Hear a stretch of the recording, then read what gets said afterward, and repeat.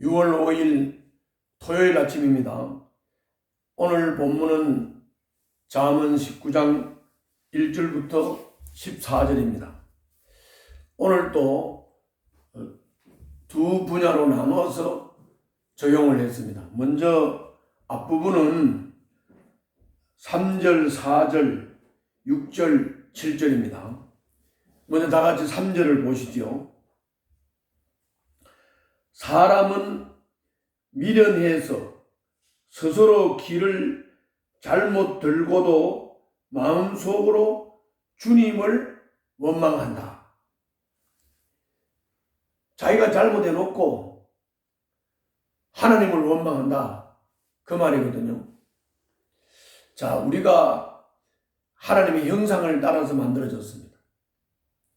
하나님께서 우리들에게 선택권을 주시고 자유를 주셨습니다. 그리고 우리들의 삶에 필요한 모든 것을 주님께서는 주셨습니다. 그러므로 우리가 하나님께서 주신 것을 가지고 마태복음 25장에 나오는 달란트 비유에서 말씀하신 것과 마찬가지로 우리는 부지런히 열심히 최선을 다해서 살아야 됩니다. 아무것도 하지 않고 충성하지 않으면서 내가 가난해진 것에 대해서 자기가 잘못한 것인데 하나님을 원망하면 안 된다 하는 것입니다. 이것을 가난과 연결해서 좀 보겠습니다. 4절입니다. 4절.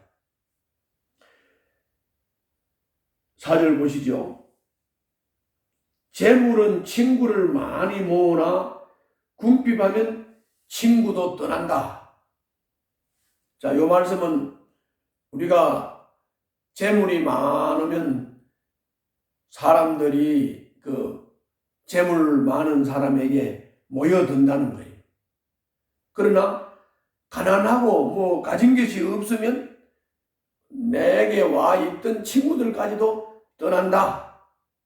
재물 때문에 사람이 모이고 재물 때문에 사람이 흩어진다는 말이죠. 재물이 많으면 모이고 재물이 없으면 흩어진다. 이걸 이어서 6절 한번 보겠습니다. 6절. 너그럽게 주는 사람에게는 은혜 입기를 원하는 사람이 많고 선물을 잘 주는 사람에게는 모두가 친구이다.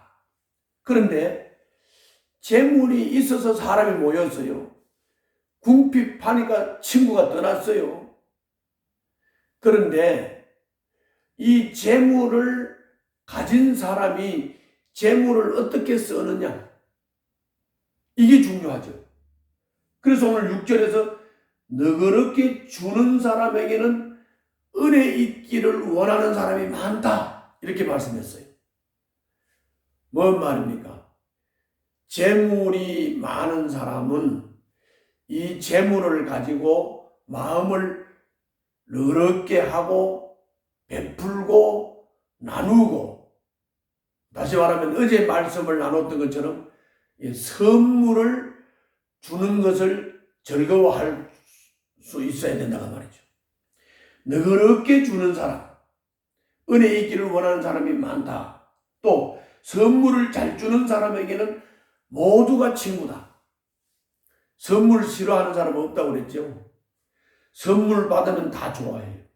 선물 받으면 다 마음이 열려요.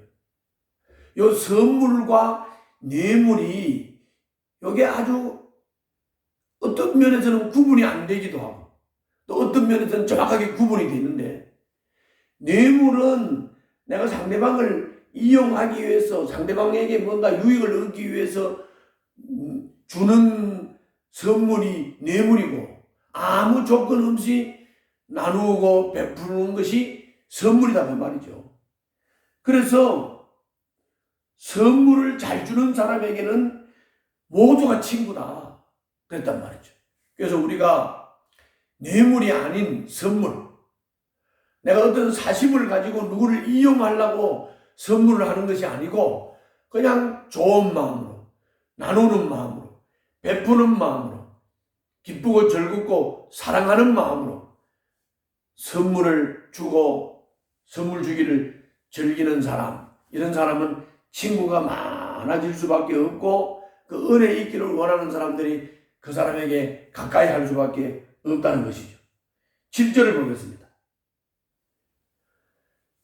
7절은 가난하면 친척도 그를 싫어하는데 하물며 친구가 그를 멀리하지 않겠느냐? 뒤따라가며 말을 붙이려 하여도 아무런 소용이 없다. 가난한 사람, 없는 사람은 자꾸 무시하고 싫어하고 멸시해요. 친척도 싫어한다는 거예요. 그렇다면 하물며 친구들도 가난한 사람을 싫어한다. 그래서 떠난다는 것이죠.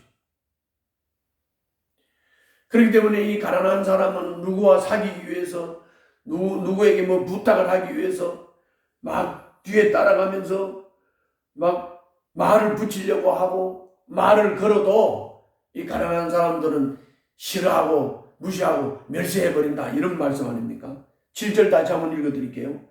가난하면 친척도 그를 싫어하는데 하물며 친구가 그를 멀리하지 않겠느냐? 뒤따라가며 말을 붙이려 하여도 아무런 소용이 없다. 이렇게 말씀했어요. 자, 그러면 이렇게 보면 우리가 가난해야 되겠습니까? 가난을 하면 안 되죠. 그런데 성경은 말씀합니다. 잠언서에도 여러 번 반복해서 말씀했습니다. 부지런한 사람, 열심히 있는 사람, 게으르지 않은 사람, 이런 사람은 다 재물을 모으고 부자가 된다 그랬습니다. 가난한 것은 어떤 면에서는 내가 게으르고 내가 근면하지 않고 그리고 헛된 꿈을 꾸고 한탕주의에 빠져서 건실하지 못하는 때문입니다. 그리고 우리가 게으르지 않고 부지런하고 열심히 하고 열심히 일하고 일한 것에서 얻어지는 소득에 대해서 기쁨을 가지고 하나하나 건실하게 모으고 저축하면서 건실하게 살면 다 잘 살게 된다. 내가 목회하면서 여러 번 강조한 것이 그겁니다. 건실하고 부지런하게 성실하게 살면, 꾸준히 성실하게 살면 40대 후반 50대 초반에는 기반을 닦는다 그랬습니다. 기반을 닦는다. 그게 다 자기가 부지런하면 재산 모으고 산다 그 말이에요. 그런데 그렇지 못하면 그래서 가난한 것은 결국은 어떨 것입니까? 내가 부지런하지 못하고 내 탓이죠. 그런데 앞에서 말씀한 대로 자기가 잘못 길을 들어놓고 하나님을 원망하는 것처럼 내가 게으르고 내가 부지런하지 않고 내가 성실하지 않고 내가 꾸준하지 않고 내가 한탕주의로 헛된 꿈을 꿔서 내가 가난이 왔는데 그걸 갖다가 하나님 탓이라고 하나님을 원망하며 그리고 세상에 대해서 앙심을 품고 막 세상을 향해서 분노를 하고 이런 태도는 좋은 태도가 아닙니다. 너나 나나 여러분이나 나나 부지런히 열심히 살면 다 재산 모으고 기반 닦고 살 수 있다. 이것을 오늘은 우리가 명심을 하고 가슴에 새기고 오늘 하루도 부지런히 성실히 열심히 꾸준히 살아야 되겠습니다. 주님의 은총을 바라보면서 살아야 되겠습니다. 다음은 13절 14절입니다. 자, 13절 보겠습니다. 미련한 아들은 아버지에게 파멸을 가져다 주고, 그러니까 자녀가 미련하면 부모에게 파멸을 갖다 준다. 그리고 다투기를 잘하는 아내는 새는 천장에서 떨어지는 물과 같다. 14절 집과 재물은 조상에게서 물려받은 유산이지만 슬기로운 아내는 주님께서 주신다. 오늘 이 13절, 14절 말씀은 아주 중요합니다. 아들이 밀어나면 아버지가 멸망해요? 파멸해요? 그리고 다투기를 잘하는 아내는 새는 천장에 물 떨어지는 것과 같다. 여러분들 지금은 이런 거를 말하면 젊은 사람들이 못 알아듣겠지만 옛날에는 지붕이 새가지고 비만 오면 양재기를 여기저기 놓고 물 떨어지는 것을 받으면서 그 물 떨어지는 걸 피해서 앉아서 한심스럽게 이런 모습들이 많았어요. 그와 같다는 거예요. 누가? 다투는 아내가 그와 같다는 거예요. 그래서 우리는 왜 다투느냐를 알아야 돼요. 왜 다투느냐. 다툰다는 말은 자기 주장 때문에 다투는 거예요. 왜 다툽니까? 자기 의견을 자꾸 관철시키기 위해서 자기 주장이 옳다고 생각하니까 다투는 것이에요. 우리는 다투는 것보다는 우리가 가족이잖아요. 우리가 가장 친한 가까이에 있는 가족인데 자기 의견을 주장하고 자기 옳다고 하고 자기 뜻대로 마음대로 되는 것보다는 내가 양보하고 가족과 화목을 누려야 되죠. 그래서 다투는 것은 주장이 강해서 다투는 겁니다. 자기 의견을 관철하기 위해서 다투는 겁니다. 그래서 다투는 아내와 함께 사는 것은 천장에 물 떨어지는 것과 같이 참 어려운 형편이다. 그리고 이어서 이렇게 말씀해요.